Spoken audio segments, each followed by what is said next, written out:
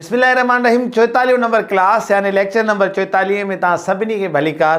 हिन वीडियो जे अंदर असीं पढ़ंदासीं मल्टीप्लिकेशन। टॉपिक असां इंटीजर्स में ही आहियूं। सोचो त स्टार्ट कयूं था पंहिंजी क्लास खे। हाणे हिन मल्टीप्लिकेशन जे अंदर सभ खां पहिरियों जेको असां कमु कंदा आहियूं उहो इहो कंदा आहियूं त असां निशाननि जी ज़रब बि सिखंदा आहियूं। छो त तव्हां यको ॾिसो था त हिननि अंगनि जे अंदरि निशानियूं बि इन्वॉल्व आहिनि।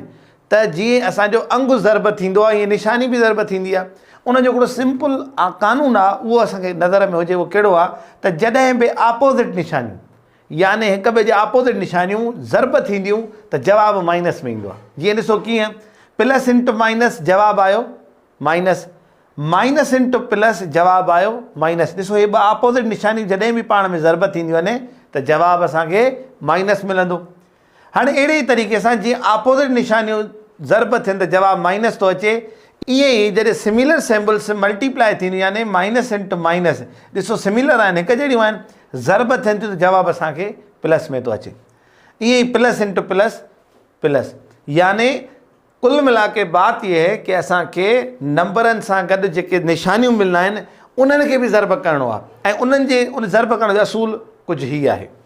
जीअं मां तव्हांजे साम्हूं पहिरियों मिसाल लिखियो आहे, तव्हां ॾिसंदा हूंदो त मां ब्रेकेट में लिखियो आहे। ब्रेकेट में इन खे लिखियो त ॿ सिम्बल्स गॾु न आहिनि लिखी वियूं, उनखे धार कबो आहे। सो जॾहिं +3 मल्टीप्लाई बाय -2 त असांखे जवाबु ईंदो -6।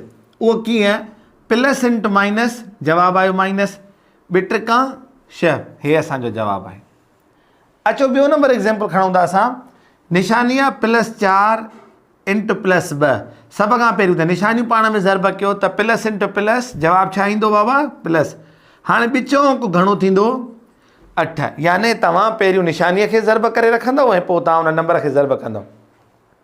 साॻे ई तरीक़े सां आहे -6 ज़रब कंदव +1 सां त तव्हांखे जवाबु ईंदो -6। छो त ॾिसो माइनस इंटू प्लस माइनस 1 6 6। ॿियो एग्ज़ाम्पल आहे -4 मल्टीप्लाई बाय -2।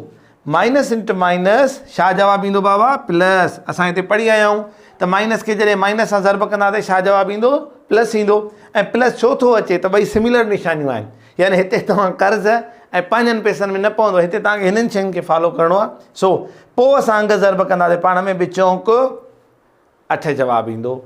हाणे इंटीजर जे अंदरि मल्टीप्लिकेशन जो सिंपल कंसेप्ट उहो ई आहे जेको असां मतिलबु शुरूआती क्लासनि में सिखियोसीं। फ़र्क़ु कहिड़ो आहे?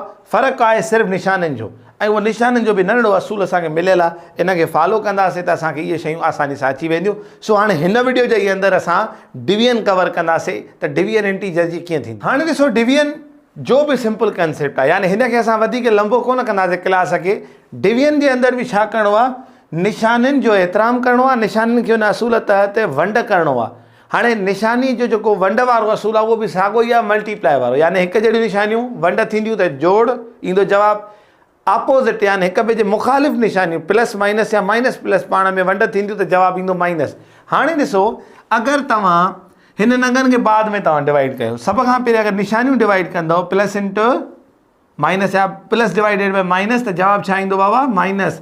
पोइ तव्हां हिन खे 2 ऐं 20 खे पाण में डिवाइड कयो त तव्हांखे जवाबु ईंदो 10। हे तव्हांजो जवाबु आहे।